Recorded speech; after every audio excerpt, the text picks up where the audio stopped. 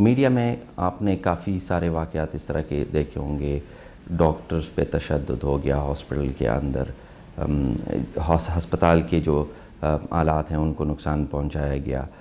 Repeated آ رہے ہوتے ہیں۔ آپ نے پولیو کیمپین کے حوالے سے دیکھا ہوگا کہ مختلف افواہیں آ جاتی ہیں، ٹھیک ہے، جس کی وجہ سے پولیو کیمپینز متاثر ہوئے ہیں، امیونائزیشن ایکٹیویٹیز متاثر ہوئی ہیں۔ تو پاکستان میں اس کی جو تشدد ہے، اس کے مختلف وہ روپ سامنے آئے ہیں، مختلف مینیفیسٹیشنز اس کی سامنے آئی ہیں، اور اس میں ہیلتھ کیئر کا ہر طبقہ جو ہے وہ متاثر ہوا ہے۔ آپ ایک ہسپتال کی سیکیورٹی گارڈ سے لے کے اس کی مینجمنٹ تک کو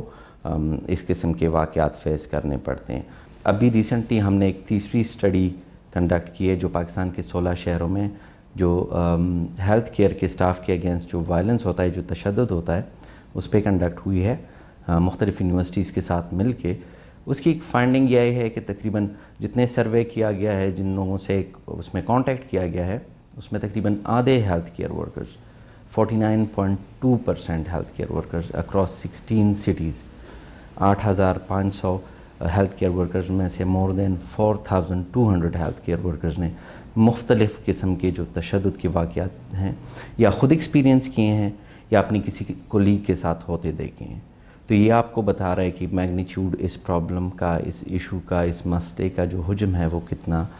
ہیوج ہے پاکستان میں اس وقت۔ ریسرچ ہمیں بتاتا ہے کہ جو بڑے بڑے فیکٹرز آئے ہیں اس میں خصوصاً ڈاکٹرز اور نرسز یا ہیلتھ سٹاف کا ان کی کمیونیکیشن سکلز، مریض کے ساتھ بات کرنے کا طریقہ، مریض کو جو معلومات ہیں وہ فراہم کرنے کا جو طریقہ ہے، اس میں ان کی کمی ہے، ان سکلز میں کمی ہے۔ پھر اگر ہم دیکھ لیں تو لوگوں کے بہت زیادہ انریزنیبل ایکسپیکٹیشنز ہوتے ہیں۔ لوگ ایک بی ایچ یو میں آ کے ان سروسز کی تمنا وہاں کرتے ہیں جو شاید ایک بڑے ہاسپٹل میں یا ایک اسپیشلائزڈ یونٹ میں ہی صرف اویلیبل ہوتے ہیں، تو وہ، اور اگر ساتھ دیکھ لیں اس میں ہیومن ایرر ہو سکتا ہے۔ تو یہ مختلف محرکات مل کے یہ جو وائلنس کے یا تشدد کے واقعات ہوتے ہیں، ان کا مل کے محرکات بنتے ہیں ان کے۔ میرے خیال میں خود اب پاکستان میں at the level of authorities, at the level of the health care departments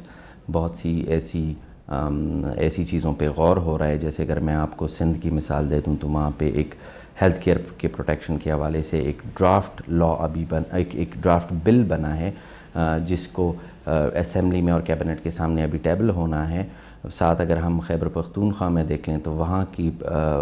health department نے ایک ڈرافٹ بل پہ کام کیا ہے جو